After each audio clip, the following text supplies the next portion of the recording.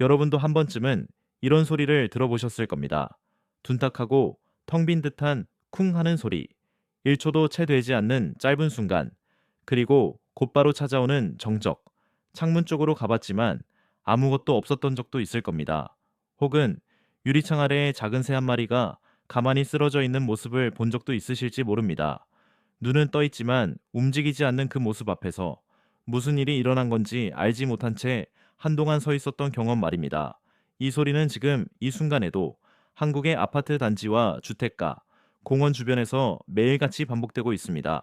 하지만 대부분의 사람들은 자신이 실제로 무엇을 목격한 것인지 알지 못합니다.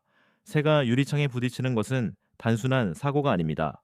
지금 여러분의 집 창문에서 일어나고 있는 아주 특정한 현상 때문입니다.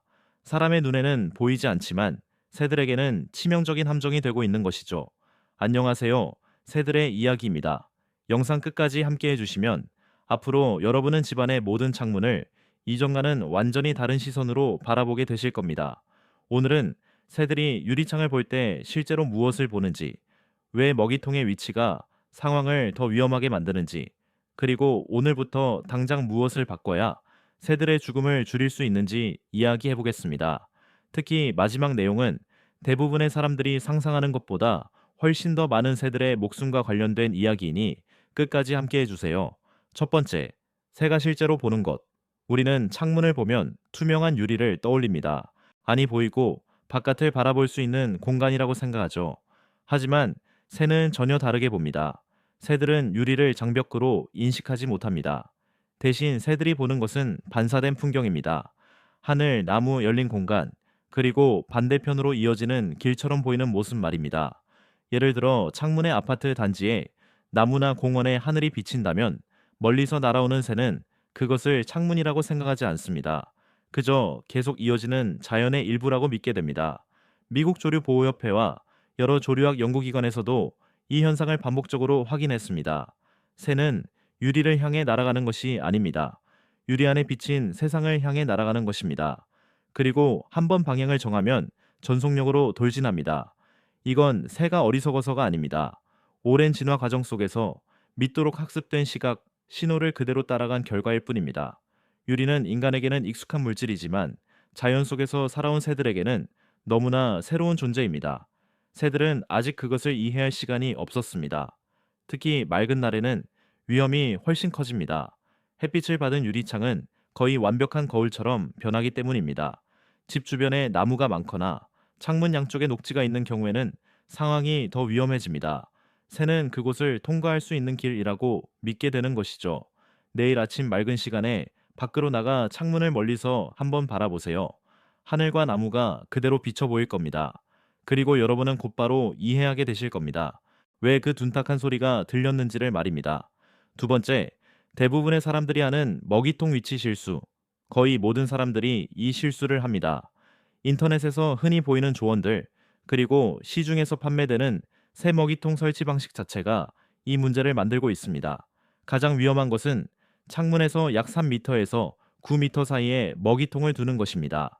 얼핏 보면 안전해 보이지만 조류학자들은 이 거리를 위험구역기라고 부릅니다. 새가 먹이통에서 놀라 날아오를 경우 유리창에 치명적인 속도로 충돌하게 되는 거리이기 때문입니다. 코넬 조류연구소는 아주 명확하게 설명합니다. 먹이통은 반드시 두 위치 중 하나에 두어야 합니다.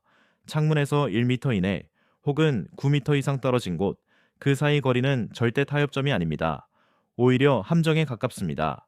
1m 이내는 오히려 위험해 보일 수 있습니다. 하지만 그 거리에서는 새가 충분한 속도를 내지 못하기 때문에 충돌해도 큰 부상을 입지 않을 가능성이 높습니다. 반면 5m 정도 거리에서는 새가 최고 속도로 유리창에 부딪히게 됩니다. 지금 여러분 집의 먹이통 위치를 한번 확인해 보세요.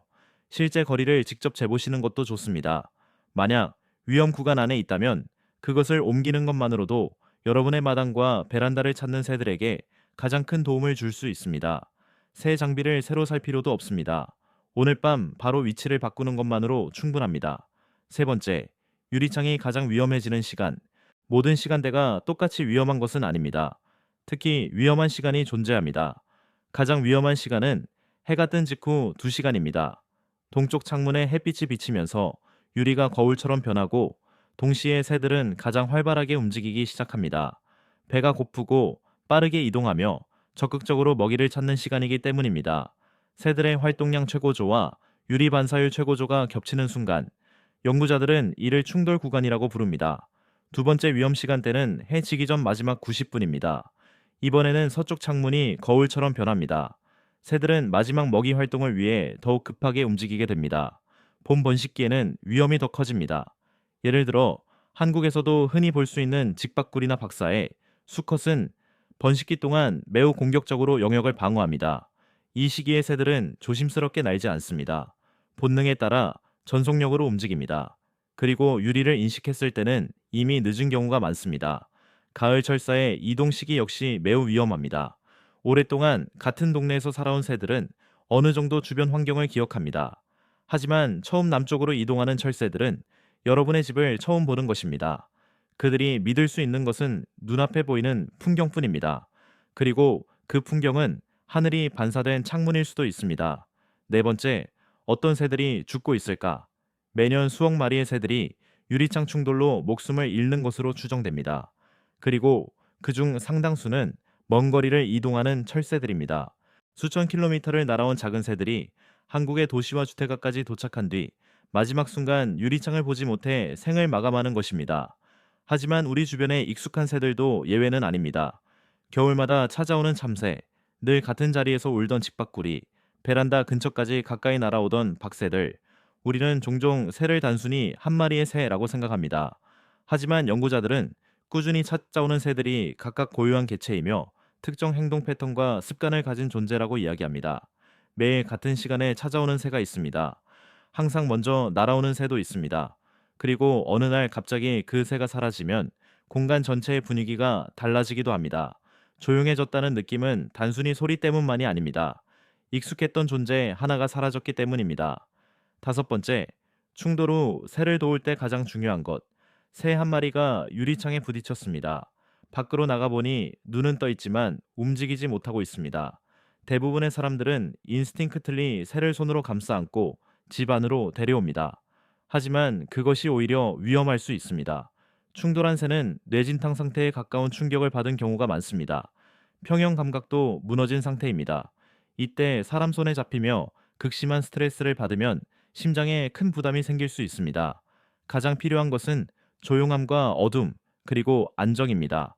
작은 종이 상자를 준비하세요. 수건이나 천을 이용해 새를 조심스럽게 상자 안에 넣습니다. 손으로 직접 잡는 것은 피하는 것이 좋습니다. 그리고 상자를 닫은 뒤 조용한 곳에 두세요. 물이나 먹이를 주려고 하지 않아도 됩니다. 30분 정도 기다린 뒤 바깥에서 상자를 열어주세요. 회복된 새는 곧바로 날아갑니다. 만약 움직이지 못한다면 야생동물 구조기관에 도움이 필요할 수 있습니다. 그리고 가장 중요한 것 하나, 새를 바닥에 그대로 둔 채 지켜보지 마세요. 길고양이나 까치 같은 포식자가 먼저 발견할 가능성이 훨씬 높습니다. 여섯 번째, 여러분이 놓치고 있는 또 다른 신호. 모든 충돌이 큰 소리를 내는 것은 아닙니다. 가끔은 작은 툭 소리만 들리기도 합니다. 하지만 그 아래에는 충격을 받은 새가 숨어 있을 수 있습니다. 이때 중요한 건 주변 새들의 반응입니다. 새들은 다른 새의 위험 상황을 매우 빠르게 감지합니다. 갑자기 경계음이 커지거나 움직임이 멈추거나 무리가 흩어진다면 이미 무언가가 일어났다는 신호일 수 있습니다.